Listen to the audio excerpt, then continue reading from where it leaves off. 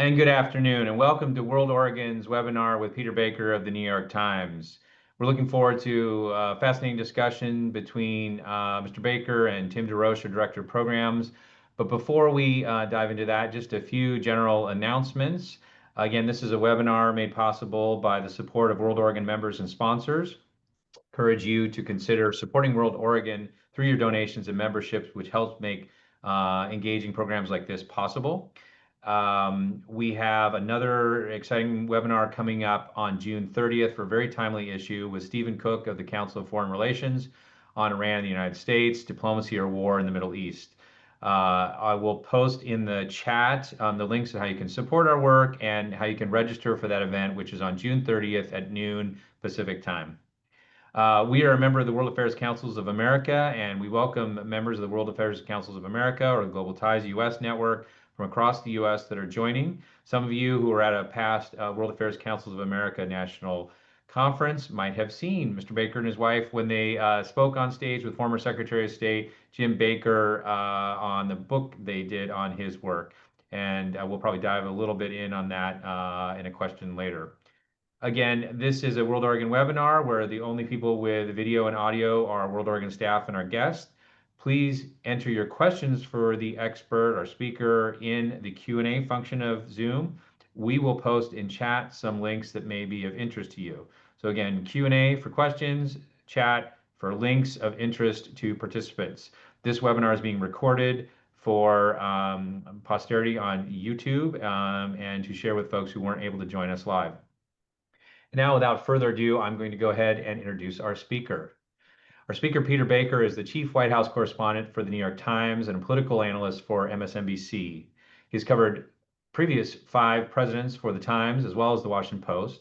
And while at the Post, he also served as Moscow co-bureau chief, chronicling the rise of Vladimir Putin and the opening months of the wars in Afghanistan and Iraq. He's an author of 7 books, including the best-selling Divider, Trump in the White House, 2017 to 2021, and The Man Who Ran Washington, The Life of Times of James Baker III, both with his wife, Susan Glasser of The New Yorker, an excellent journalist in her own right. He's a frequent panelist on Washington Week on PBS and really must read daily reading in the New York Times. And I encourage those who are not to become a subscriber like I am and support that work or listen to him on the daily where he dives into all that. And without further ado, I'm going to pass the mic over to Peter Baker, and Tim DeRoche, our Director of Programs, is going to join him in conversation. Great. Thank you, Derek. Very, very excited to have you here today, Peter. As I mentioned before we got going, we have had a few of your Times colleagues here in recent months, including Edward Wong, who writes on diplomacy issues, and longtime friend of World Oregon, Nick Kristof. So it's a real honor to have you here talking about the work you do. We build this as looking at democracy and disruption, on reporting on the U.S. and the world, and the dramatic challenges of reporting domestic and international issues in a landscape of gear-shifting disruption and polycrisis. So I have to say, when we look at the news every day, and I'm sure every day has its own dizzying speed of stories and news flashes, just looking at this week alone, Iran, Israel, NATO summit, New York City mayoral primary, continued ICE deportations, more Doge firings, impending economic dread, and a heat wave. How do you prioritize the news when it's coming to you from a fire hose? Well, Tim, thank you very much for having me, Derek. Thank you for that introduction. Really appreciate it. I'm glad to be with you. I'm a big fan of World Affairs Councils. I've had the privilege of addressing a number of them over the years, and I'm really thrilled to be with you, particularly with our friends in Oregon. My family, my mom's family is from Oregon. Both my grandparents went to the University of Oregon there, grew up there, so I feel an attachment to the state. You're right. A fire hose doesn't even begin to compare, I think, anymore. It's more like a water cannon. There's so much happens on any given day. Our bureau now is producing so many stories. We don't even know how to keep track of them all. It used to be, the Washington Bureau of the New York Times would produce 20, maybe 30 stories a day. We have days now where we're producing as many as something like 80 stories in a single day. And that's just a remarkable flood of news and flood of information. And the problem, of course, is that makes it hard for anybody to keep track of everything that's going on. Readers can hardly read 80 stories a day. I don't read 80 stories a day. There's just no way anybody could.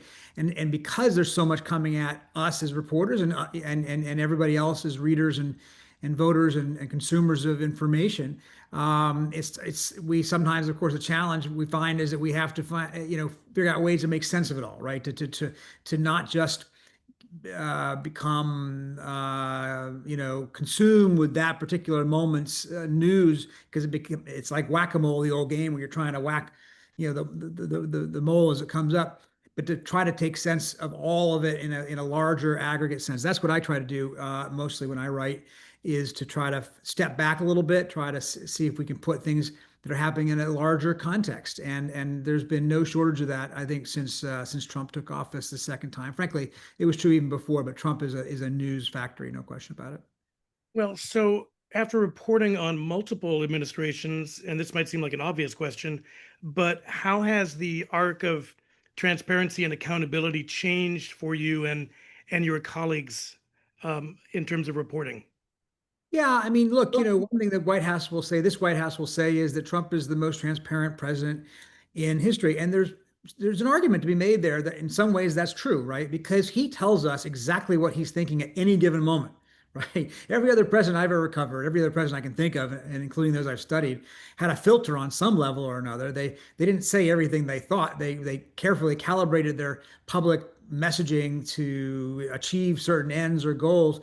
Here you've got a president who just, if he has a thought, he's going to tell it to the press. He's going to write it on his social media platform or what have you. You don't have to guess what he's thinking. He's very straightforward about what he's thinking, sometimes to his own detriment, I would say.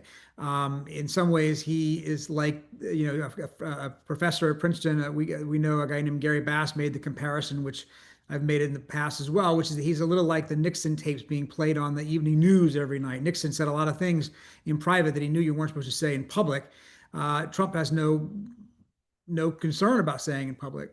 Having said all that, the transparency in that sense is rather extraordinary. On the other hand, they have cut back on a lot of things that are part of reporters' ability to do their jobs. In that sense, they're trying to limit transparency. You saw the president just this week say that reporters ought to be fired because they truthfully and accurately reported on an intelligence report about the Iran strike. Well, that's what reporters do. We report on what government does and says, and the fact that those reporters did so accurately obviously does not make them,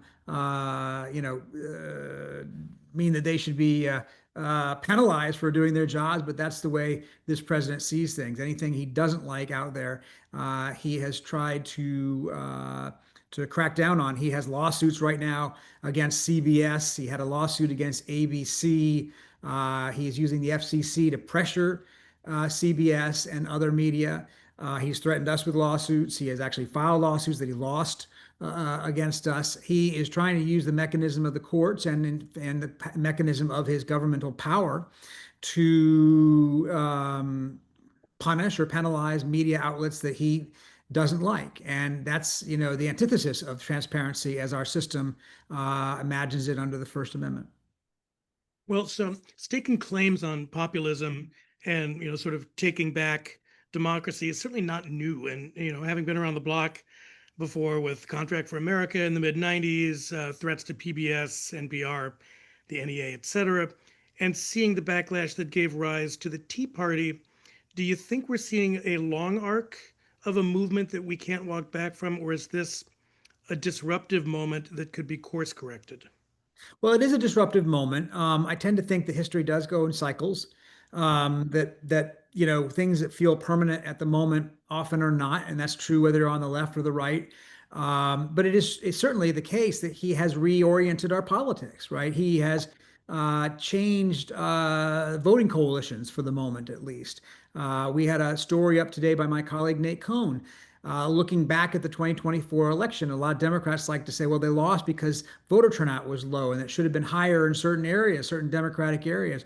But in fact, looking at the numbers in a deeper way says that's not the case. What actually happened was in that election was that younger voters, engaged voters, voters who typically vote Democratic when they do turn out, shifted sides, and Trump has, through his populist message, changed the dynamics of our voting patterns in our politics right now. Is that permanent? That we don't know. Trumpism is so attached to an individual personality, I think, that it's less about ideology than it is about this sense of who this person is. That people think that Trump is on their side. The people who vote for him, the people who support him, are convinced that he is the champion of their views, even if their views may not be the same as his views in some cases, or they're willing to change their views if he suggests to them that their views are wrong. His ability to transform his personal connection with his base into political support is rather extraordinary. Think about it this way. We've never had a president whose popularity was as low as Donald Trump's has historically been over time.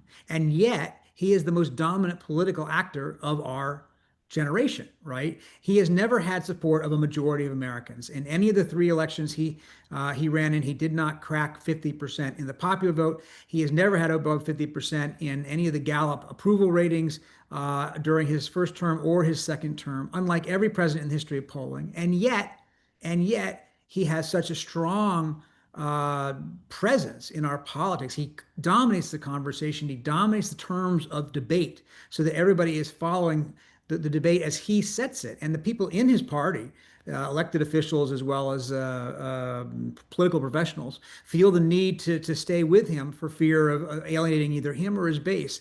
And that's a remarkable political success for him. Does that transcend him? I don't know. I tend to think he's sui generis, and that he is a unique individual, and that other people who may try to replicate his success may not find it quite so easy, but we'll have to see.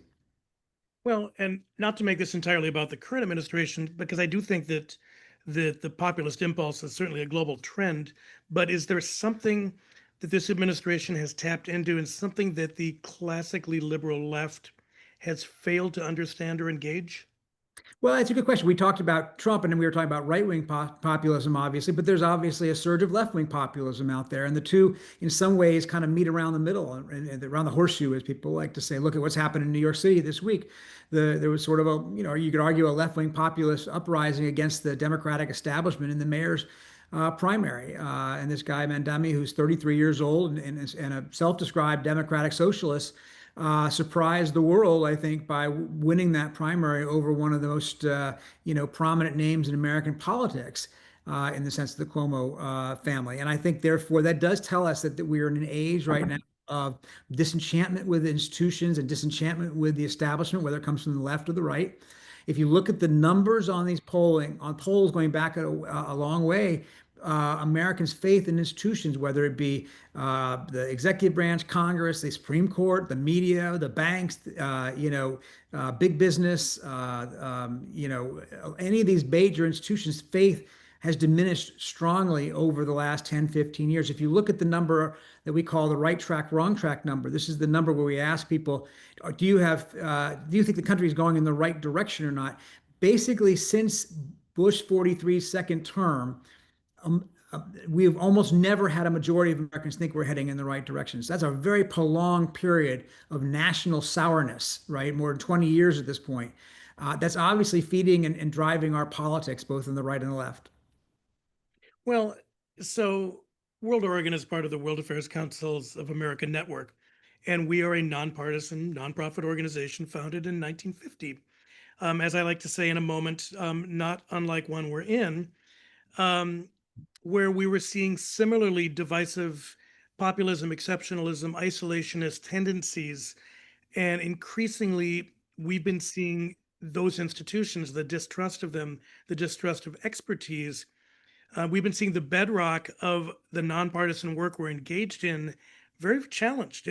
Diplomacy and soft power, multilateral organizations, science, history, education, fact-based reporting. And I'm wondering if you have thoughts on how civil society organizations like ours and everyday citizens can reclaim the town square in these discussions about who we are and where we should be going.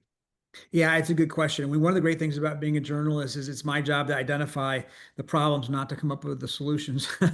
But you're right. I mean, I get this question a lot, and the answer is I don't have an easy answer.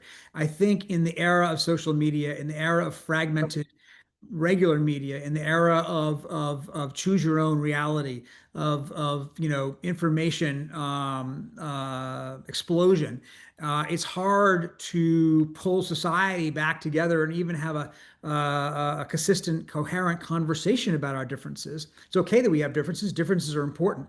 But what happens right now is that we're not even able to agree on the basic fact set before we have our debate, right? When I was young and I grew up, and there were three basic network news shows and the handful of newspapers like the Times or the Washington Post and the Associated Press and the big magazines like Time, we all started from more or less the same fact set, right? We all agreed on what the facts were, and then we argued about what to do about them, right? We should have this kind of healthcare program or this kind of taxation or that kind of foreign policy. Today, if you watch the different networks or you tune into different social media accounts or to different web-based information products, you live in a very different world depending on which one you're watching or paying attention to. And you may not even recognize the world that a neighbor, much less our friends on different parts of the country, may be living in. And it's really hard to have that conversation, to get that civic discourse that you're talking about back into some sort of definable, meaningful paradigm. And I think it's important. As a reporter, I try very hard to pay attention to different information streams, to understand how different Americans see what's going on right now, because it is very different. If you were to watch one, you would believe we're in a massive crisis on X issue, and you watch the other, we're in a massive crisis on Y issue. How do you have a solution when we don't even agree what the problem is? Well, so your colleague, Frank Bruni, aptly refers to this rise of, pugnacious contempt for journalism and media as the age of grievance. So Yes. how do you avoid letting this completely define the issues? And can journalism recover from this serious level of truth decay? Well, I think age of grievance is a great way to put it. It absolutely defines our politics today. Trump's success, arguably, in some ways, is the exploitation of grievance, and in the sense that you not only are things wrong with the country, but that things are that you yourself have been a victim of it in some way, right? Whether it be on issues of economics or race or culture or you name it. And there are obviously figures on the left who feel the same way. Trump is better at dominating that than anybody else, and he himself is such a grievance-filled character, right? His whole political persona is about grievance, how he hasn't been treated well, how he's been persecuted. It's a witch hunt. Everything that goes wrong is not his fault. It's always somebody else's fault. Grievance is the central leitmotif of his politics. And that does make for a challenge, because we all now are marinating in our grievances. For the media, it's a particular challenge because, of course, we are the mainstream media, to use that tired phrase, is built for a time when people on both sides could recognize their views in the coverage. But that's awful hard today. The New York Times, I know there are some people who say we're a liberal paper, probably because they're reading our editorial page, not our news columns.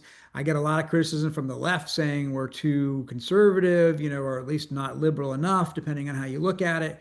And that's just not our goal. It's not our goal to be liberal or conservative. It's our goal to find truth, to find facts, to present them, and provide analysis, which I admit is hard to distinguish sometimes from opinion. But there is a difference between news analysis, which I write on the news pages, and opinion columns that Nick Kristof or Frank Bruni will write, where they're entitled and supposed to give their opinion. It's not my job to give an opinion; it is their job to give an opinion. But we've kind of it's a complicated media landscape. It's also we've done it to ourselves to some extent, because we've muddied those lines that used to be between the news side and the opinion side, right? I'll go on MSNBC. I'm a contributor there, and I'm in a box, and next to me will be a columnist or a commentator who's again entitled to give an opinion. That's their role, not my job. But it's easy to understand why viewers might be confused and say, what's the difference between a reporter and a columnist? They're all just the same, basically. They're all giving their opinions, and that's not the case. But it's the way we have confused our industry, and I think that's something that's we collectively journalists need to think about.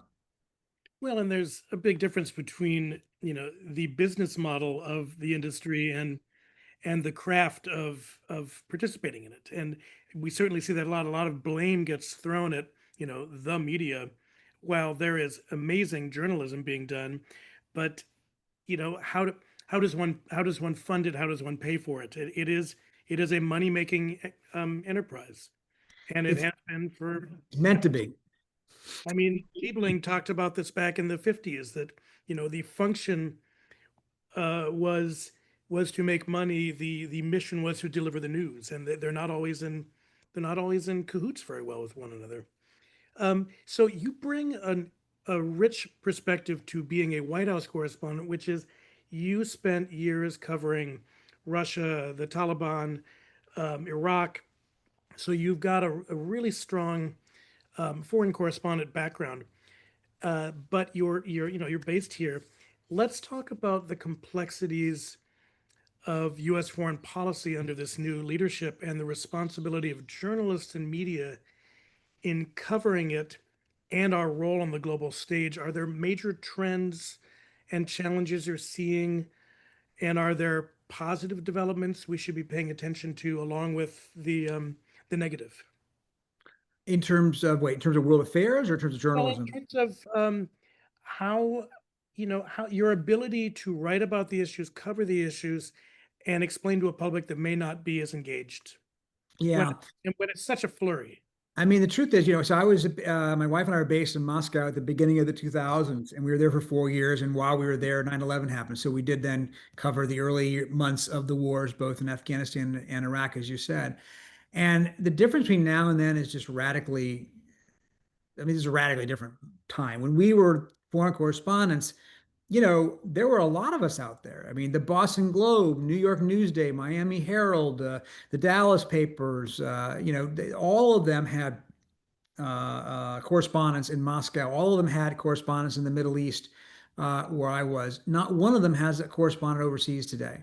Not one of them. And the networks, which have the most money of all the media organizations, have pulled back dramatically as well. So our ability to tell you the story of the world collectively has diminished. Now, the New York Times, is an exception, thank goodness, that we have as many bureaus today as we did, in fact, more bureaus today overseas than we did 20 years ago. But this is not the case for the vast majority of media. And that means that the American consumer, for whom world news is really important, is getting less and less of it. And it's a function, as you say, we're a profit-making organization, or at least we're intended to be a profit-making organization. New York Times actually is right now, but a lot of us are struggling with that. And so you cater to your readers. Do your readers want to know what's happening in Botswana? Do they want to know what's happening in Argentina? Do they want to know what's happening in Singapore? Sometimes they may not. But it's still a responsibility of an informed citizenry, and therefore a responsibility of the media to provide that information, because what's happening overseas is important to what's happening here at home. If you're paying attention to what's happening overseas, you understand some of our trends a little bit more too, because the political shifts that we're seeing in the last few years are mirrored to a lot of extent in some of the Western countries in Europe, for instance. If you understand our economics and you don't have any clue what's happening in China, you're not going to really have a deep understanding of what's going on. So it is our responsibility as the media to provide as much of that as possible. But the constraints on that, the expense of that, is so enormous these days that I worry that we as a nation aren't getting the information that we ought to have. We recently hosted Timothy Snyder, author of On Tyranny.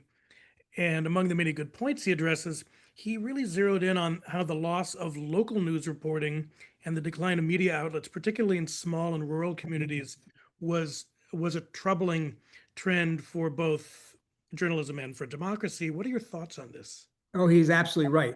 I mean, the problem is that we now have communities that essentially are uncovered by independent media. We call them news deserts. These are parts of the country where there is no more independent newspaper or TV station paying attention to the local city council, paying attention to the county government, paying no attention even in a lot of cases to state government and state legislature. And that means that government that's not watched is a government that is harder to trust. Because I realize that people don't always like nosy reporters rooting around in what's going on. But that's the whole point of it, is for us to bring home to people who don't have time to do that reporting themselves, what the people who are wielding power in their name are doing and why they might be doing it. I mean, I'm excited by the various experiments that a number of places are seeing with new founded local websites, the new founded types of media, the Texas Tribune. I went to an event the other day for something called the Vermont Digger. Like I want and hope there are more of these organizations that kind of spring up. But the local news in some ways is the hardest of all because they have just had an economic crash. And I'm not scared or I'm not worried too much about there being a lack of reporting out of Washington or out of national affairs because there actually have been quite a lot of growth in that part of the media. I really worry most about, in some ways, the local and state venues. And I started doing Metro News as a reporter 40 years ago, covering Virginia, and I know how important it is to a community to have somebody paying attention to what their governments are doing.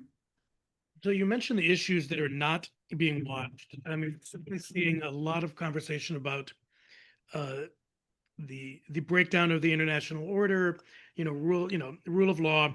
I mean, we're seeing cozying up to authoritarian leaders, a very transactional foreign policy, very devastating blows to soft power and traditional alliances. What are the other issues that are not being watched we should be concerned about? Well, I mean, look, there's so much money out there right now in politics and in business, and I don't know that there's an adequate way to keep track of what is being done in ways that warp the system. Everyday people who are just trying to get through and pay their bills and send their kids to school and maybe even save a little bit for retirement, aren't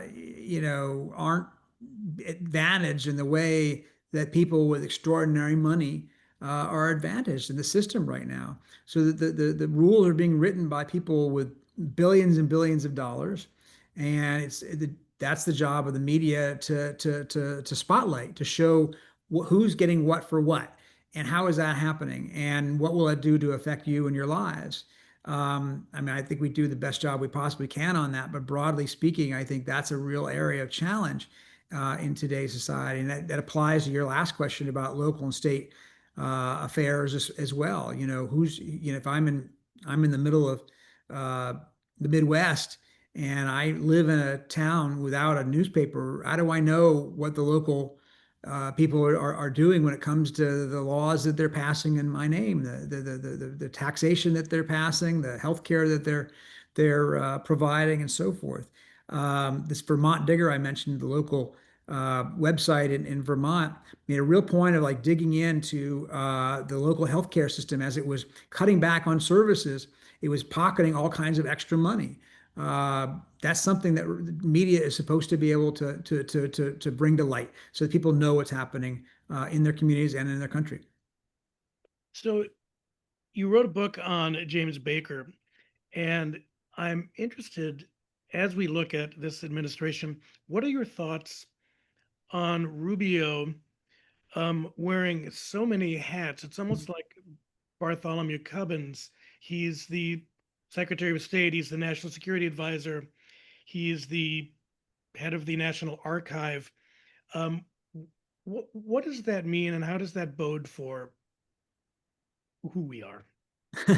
Well, it means obviously this is a government that doesn't take those jobs as seriously, right? Because if you really think you could be a part-time Secretary of State or a part-time National Security Advisor or a part-time National Archivist, then there's a lot of the job that's not being done, clearly. And in fact, the only time we ever had the same person occupy both the National Security Advisor post and the Secretary of State position. That was Henry Kissinger under Nixon and Ford. And Ford came to the conclusion it just didn't work. It didn't make any sense whatsoever. And he said to Kissinger, look, you're going to be Secretary of State, but I'm going to bring in Brent Scowcroft as the National Security Advisor. That's our only experience with it. And Kissinger was a unique individual, a uniquely capable individual. The idea that this is somehow, a regular thing, we'll see how it works out with Secretary Rubio, but it raises all kinds of questions about what do you want these jobs to be.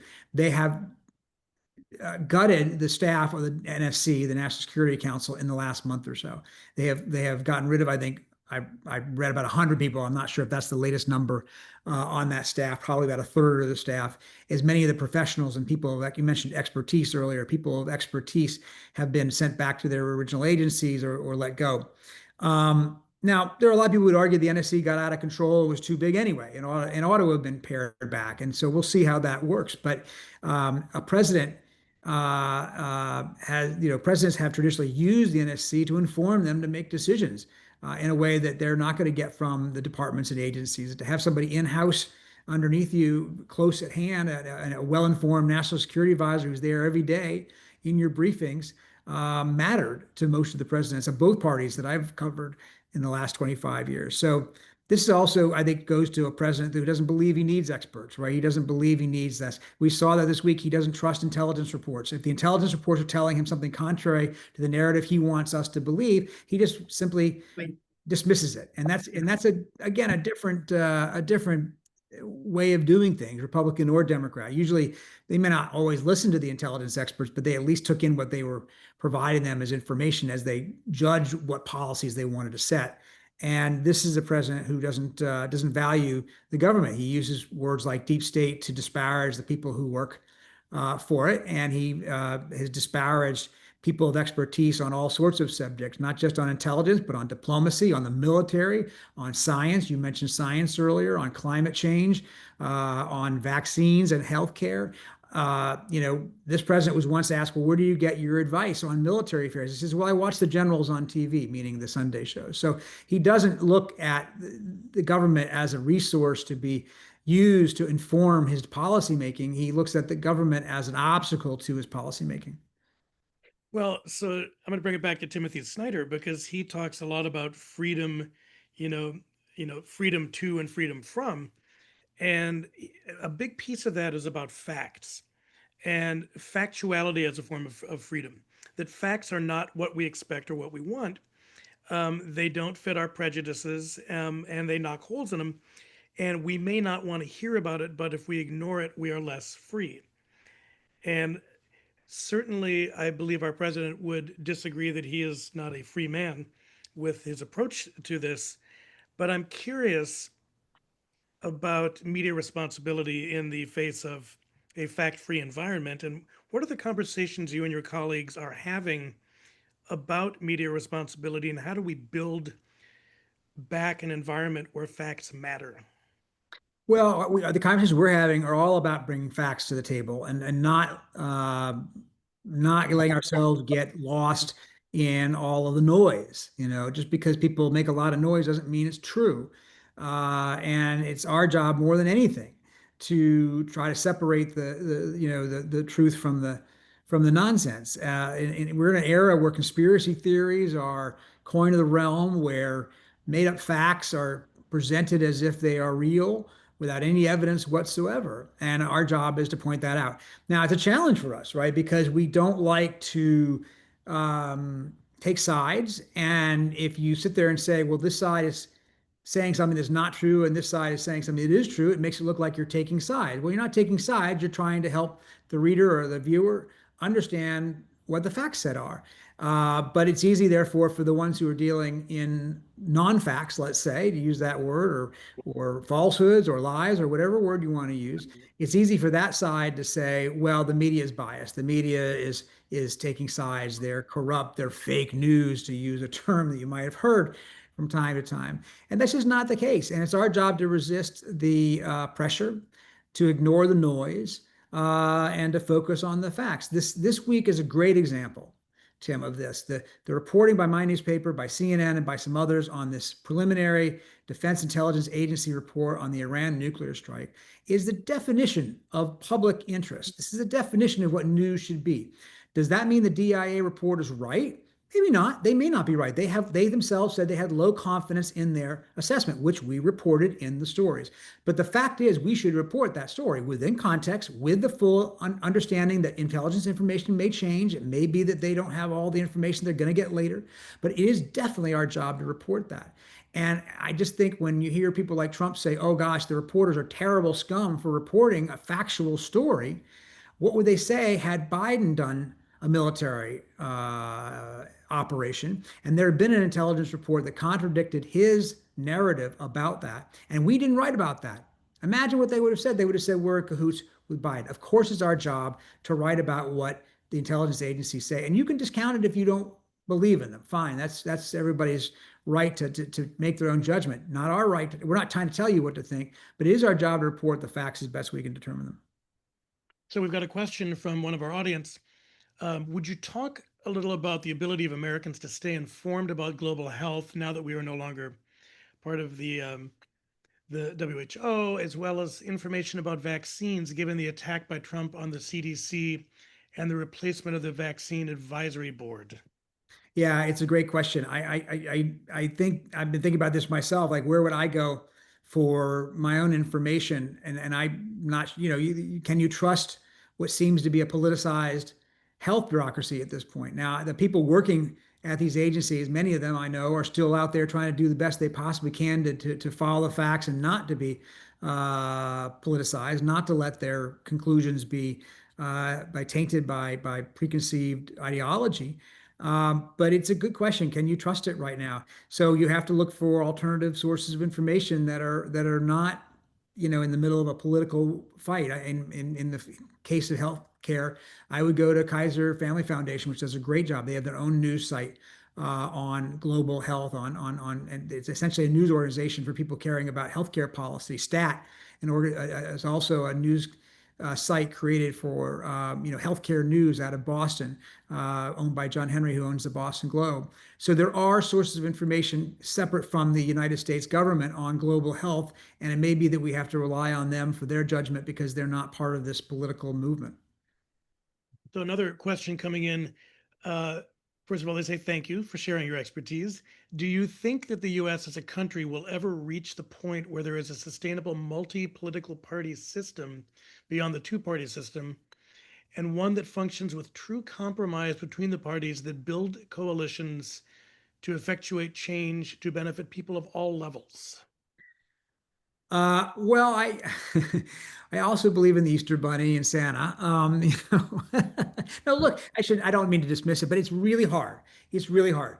And the reason it's hard is because the structural impediments against any change in the two-party system are monstrously high. The barriers to entry are monstrously high. Why are they high? Because the two-party system has had more than a century to build them up in order to protect itself, right? To get on the ballot all 50 states, very hard. To get the kind of funding that you need to create a viable third party or multi-party system, it's very hard because the people with money don't want to play games with it. They don't care for a long-term investment to see if they can build a party over several cycles. They want to know who's going to win this cycle and whose pocket they want to be in, they want to be working with in order to achieve their individual goals. So money, structure, ballot access, political identity, media coverage, all of those things are challenges for anything other than the two-party system, even though you would think the polls suggest there's an appetite out there for it, right? I think that a lot of polls suggest Americans are hungry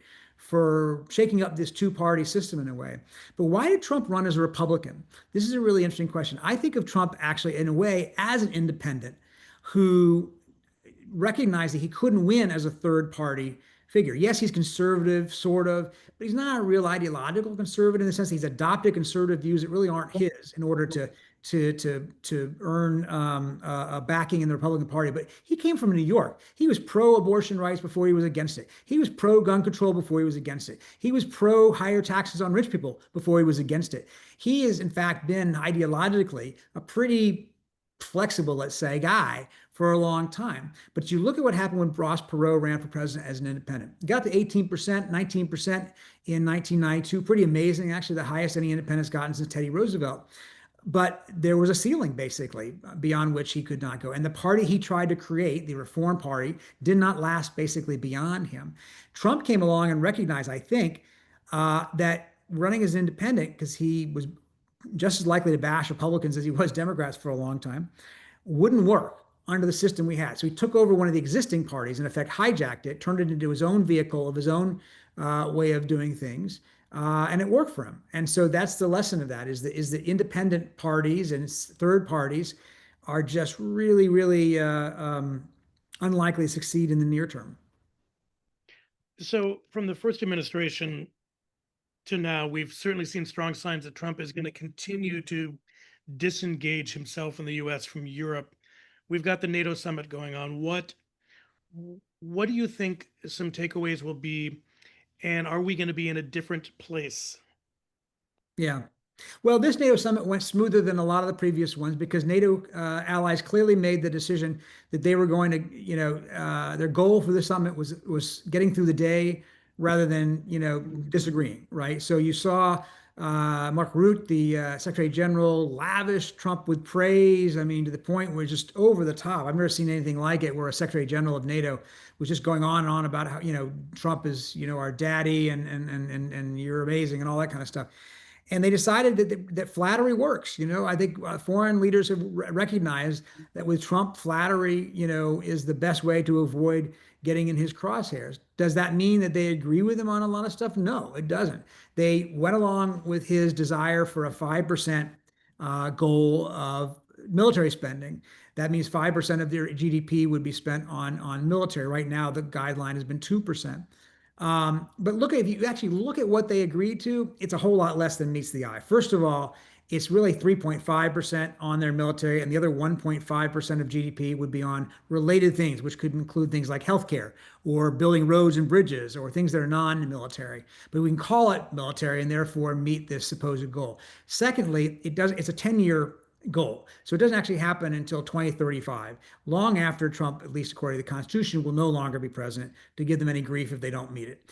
Lastly, Spain negotiated a change in the wording of the plan that they agreed to. So it doesn't say all allies agree to this. It simply says allies agree to this. And Spain made very clear it didn't agree with this, and basically asserted that each individual country will decide for itself whether it's going along with this 5% goal or not. But by giving this piece of paper to Trump that said the word 5% on it and said there was a commitment, it made him feel like he got a victory. He could go home and say, hey, I won. I got everything I asked for. I'm the dominant figure. I'm daddy.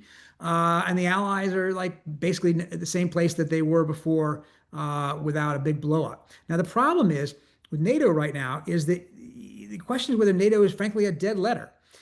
The heart of NATO is the Article 5 guarantee that an attack on one is an attack on all.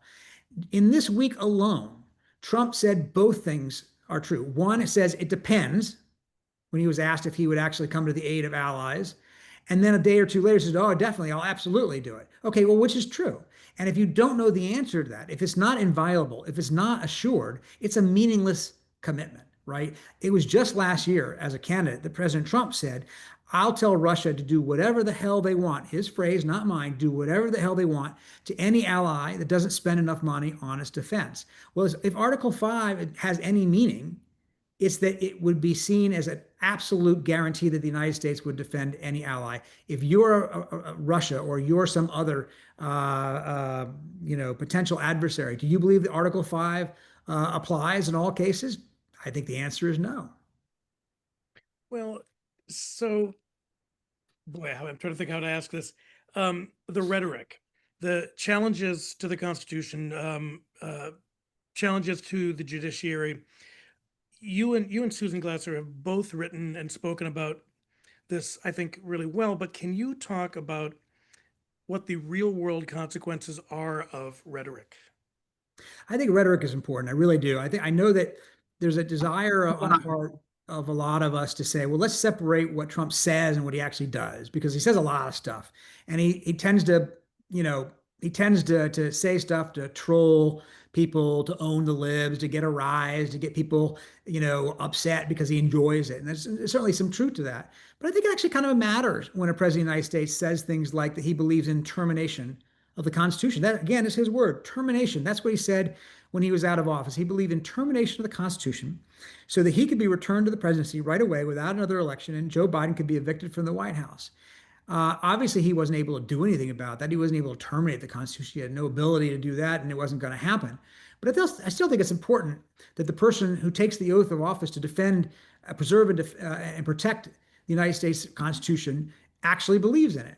And he has said multiple times in effect that he doesn't. At least he doesn't believe it in certain aspects, or he believes it in a different way than most people do. Now we'll see, by the way, just tomorrow, how far that goes when it comes to on the question of birthright citizenship. He has said, Trump says, I interpret the 14th Amendment to mean the exact opposite of what the conventional interpretation has been for the last 150 years. And the Supreme Court will decide tomorrow, the last day of its term, whether he's right or not. So we'll see. But I do think rhetoric matters. I think rhetoric matters because I think it makes it possible for other people to disregard the rules. If the President of the United States says, I don't think this rule applies to me, and I'm going to attack the judges, and I'm going to attack the legitimacy of the mainstream media, and I'm going to attack the legitimacy of our system in a lot of ways, it has absolute impact on our faith in the system. If you say that an election was stolen when it wasn't, if you tell people that you were actually elected when you lost, and a lot of people believe you, that undercuts, I think, the foundation of a democracy, which is the faith that we have fair and free elections, that we can trust in the results, and that people who wield power on our behalf are doing so legitimately. Well, and I guess the other question is, what message is this sending out to the world and to our traditional alliances? And are we damaging those beyond repair? Well, one of the things we learned in 4 years in Russia is that Russia, for instance, and I think other countries are like this as well, they pay a lot of attention to what we do and what we say. And they use that to justify things that they want to do or say. Let's talk about journalism for a second. When you use the phrase enemies of the people to describe journalists, you are adopting a Stalinist phrase that was used to justify sending people to the gulag, right? I was in the Oval Office once with President Trump and my publisher, my owner of the New York Times, A.G. Sulzberger, who said, look, I just want to tell you, sir, that language is dangerous, not even to American reporters, because we do have a First Amendment here, but to reporters all over the world, because you see countries with autocratic leadership using that language now to justify things that I hope anyway we wouldn't do here in America in terms of arresting reporters, shutting down news organizations, censoring publications, censoring the news. And they use the phrase enemies of the people. They use the phrase fake news to justify it. And my publisher, A.G. Sulzberger, was trying to tell the president, look, if you don't think we're being fair to you or we're not being accurate, fair enough. You have every right in the world to criticize us, and we will listen to your criticism and take it into account. Please bring any complaints you have to me, and we will give them, fair consideration. But the language you use, the rhetoric you use, to your question, Tim, he was saying, has impact. It has power. And the president should think about that before he uses it. That's not something this president agrees with. He's said over and over again that he believes in using language that is, in fact, shocking at times. And he thinks that that's something that a lot of his supporters like, that they appreciate him in that sense. Even though we fact check him to a fairly well and point out all the ways he says things that aren't true, a lot of his supporters think he's the most bracingly honest politician out there because he says things out loud that other presidents wouldn't. And that's where the question of rhetoric comes in. Well, and I think the larger worry when we open up the paper, I say open up the paper as though we're still engaging in old growth media, is the normalization of political violence. Mm-hmm. And certainly I'm from Minneapolis. And so my heart broke reading and seeing what just went on there. The idea that we can minimize that type of atrocity is I think very, very worrisome. Well, it is, and violence is out there in the political system now in a way that I haven't seen it since in many years. I think probably it harkens back to 1968 or other times, darker times in our history. And it's not just right-wing violence on left-wing politicians, although that was the case in Minneapolis. President Trump himself was the target of 2 different assassination attempts. There have been others on the right who have been targeted as well. What we're having now is I think that the anger and the ugliness and the violence of language has contributed to at least some small number of people, only has to be a small number of people, who have taken that to the next step, which is to say political violence. January 6th didn't just happen out of nowhere. It happened because people had been told that their democracy was being stolen from them, when, by the way, it wasn't. Let's be clear about that. But they were told that it was. So they showed up at the Capitol because they believed and were told that they were right to believe that if they didn't stand up, they were losing their country. That language has impact. And I think that, it's hard to see how you put that genie back in the bottle, honestly, because what happens is, while a lot of people will blame Trump for it, and certainly he traffics in the language of political violence more than any president I've ever seen, much more than any president we've ever had. The temptation on the part of people who oppose him is to match him. And that's not healthy either, And so, he has opened up, arguably, a Pandora's box, and doesn't seem interested in trying to heal the country or calm it down. He doesn't. Every president I've seen tried to, in moments of violence or disruption, calm the waters, right? They tried to heal the country to some extent. That's just not the way he operates. He doesn't play that way. There's a reason we called our book about him The Divider. That's the nature of his politics. Well, so journalism isn't always a craft brimming with sunshine. So I'm curious if there are things that make you optimistic or hopeful, and where you continue to find inspiration in the work that you do. Oh gosh, well, I do find inspiration in my colleagues who are just doing, I think, some remarkable reporting right now. I mean, they are bringing to light things that are hard to report, but are important for people to know. I do find inspiring that there are some people in the younger generation who want to get involved in our system, who do want to make things better, who do actually have higher aspirations than simply making money or becoming famous or whatever. That they really want to do something to solve our problems. And I do find, I'm an optimist. I tend to think that even in tough times, we will find our way through them together as a country. We have historically, we've been some really, really, really challenging moments in American history. We can name them all. But I still think there's something that is important about where we are as a country. And I think that, I still believe that we can solve a lot of these problems if we find enough people who are committed to working on it. Yeah, I'm curious what kinds of conversations you have with young people who are interested in going into journalism. We certainly think about that a lot in our work, of hoping we're going to have a new generation of people interested in diplomacy and service. What kind of conversations are you seeing? Are you hopeful about the younger generation coming in with different questions and different tools and some sort of a renewed sense of purpose? Oh, I really am. The younger people I meet who are journalism students or young reporters and editors who are just starting out, they just really inspire me. They just are remarkably energetic. They are remarkably dedicated. They are not cynics like those of us who are a little older may have become. They do believe in the craft and the profession of journalism, that there's something that matters about it, that we are performing a service, that we are helping society by bringing to light the trends and things that are happening around us. They are also clever and inventive and entrepreneurial. They are finding new ways of telling stories. You mentioned the print paper. I'm a print guy. I still get three print papers at home, but it doesn't really matter to me what platform we use to get our information out, as long as we subscribe to the basic values of journalism, which is truth, accuracy, fairness, balance, detachment, commitment to telling hard stories without fear or favor. It doesn't matter to me whether we do it on a website or through a visual algorithm or an app or all kinds of different platforms. The Daily is a new way we do it, as you mentioned at the top. Any of those platforms, as long as they subscribe to the values of journalism, are great. And the younger people have been so inventive in finding ways of telling these stories. And we haven't fully cracked the code yet, obviously. We need to find a way of connecting with our youngest audience in a way we probably haven't yet fully developed. But I'm so excited about the young journalists I've met and how they're going to help us do that.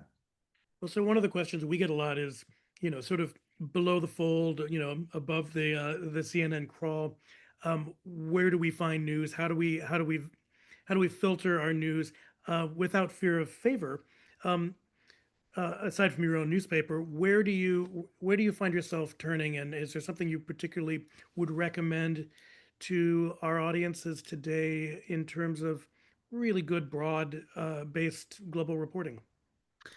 Well, I mean, I recommend trying lots of different venues and lots of different outlets. I mean, I was the New York Times, I would put it number one on the list, but I wouldn't want to just read the New York Times. I would want to read everything in order to get a better sense of things because everybody brings something to the table that you might not see anywhere else, and that includes uh, mainstream media, but it also includes more non-traditional media. I'm okay with that. I'm in favor of the biggest marketplace of ideas possible.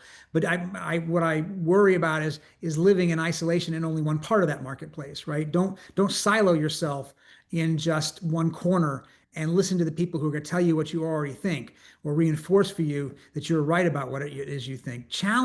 We should all challenge ourselves by looking for news sources that are different than we might otherwise listen to. It doesn't mean you have to believe in them. If you're a conservative, you don't have to necessarily agree with Huffington Post, or if you're a HuffPost, or you don't. If you're a liberal, you don't have to agree with Fox News or whatever. But you know, I do think it's important to find streams of information and reporting and commentary that goes against the grain, just to sort of like challenge our thinking. And it makes our own thinking stronger. So I try, my wife is much better than I am at using online, Twitter and all these others, not for the ugly back and forth, but for the news, generation of it. And you can basically use that. And within a few minutes, if you follow the right, stream of sources, you can find out almost anything very, very quickly about what's going on in the world. It is like the modern version of the AP wire when I was younger, which would be the fastest way of getting the breaking news. Um, and it's true that brand identity doesn't matter as much anymore, but I do urge people to think about the brands and make sure that the ones you do follow are ones that you can trust and have a track record of reporting that's trustworthy. And if you go to things that aren't necessarily that, then keep that grain of salt in your mind. So, what is next for you? Are you and Susan working on a new book project? I mean, I'm sure the daily of what you do is exhausting enough, but what's on your plate? Well, we actually are working on a book right now. In fact, I'm mostly on book leave while I still contribute to the paper and MSNBC. I'm spending most of my time working on a book with Susan on the 5 American presidents who've dealt with Putin. So it's a way of telling the story of the last 25 years of U.S.-Russia relations and how do we go from the sort of the heady days of the post-Cold War period to war in the middle of Europe. What went wrong? How do we get to where we are today? And it's a Washington book rather than a Moscow book. We did do a Moscow book when we lived there, but this one's about Washington. What decisions did we make? What judgments did we come to? We talk about intelligence. What were the intelligence agencies telling the presidents about Putin and what Russia was going to do? Where were they right? Where were they wrong? Uh, how do we set our policy? And what's fascinating is the real through line through multiple presidents. A lot of the trends and things we see in one presidency, we see it replicated again in the next presidency, whether it's Republican or Democrat. It doesn't even really seem to matter very much. And it's a fascinating story and a tough story, but an important one. And when will this see light of day? That is a great question. We haven't really even started I mean, writing. no pressure. No pressure. You're like my editor.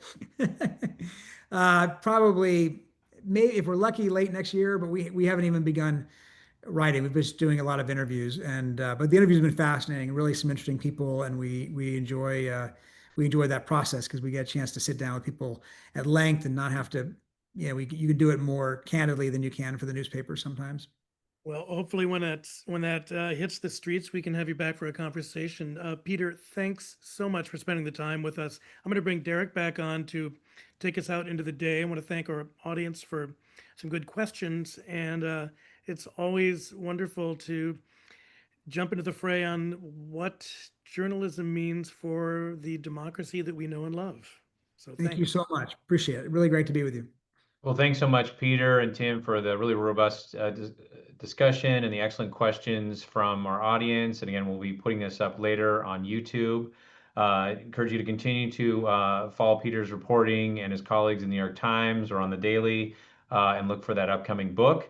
I posted a few things in chat. A reminder that we're having a webinar on Monday with a Council on Foreign Relations expert on the situation in the Middle East. Should be a don't miss affair. And so the registration link is in the chat. And then please continue to support the work of World Oregon, or if you're zooming in from another World Affairs Council from around the US, your local World Affairs Council, to help facilitate and sponsor discussions like this. So stay informed, stay safe. And again, Peter, thank you so much. Thank you, guys. Appreciate it. Good being with you. Bye-bye.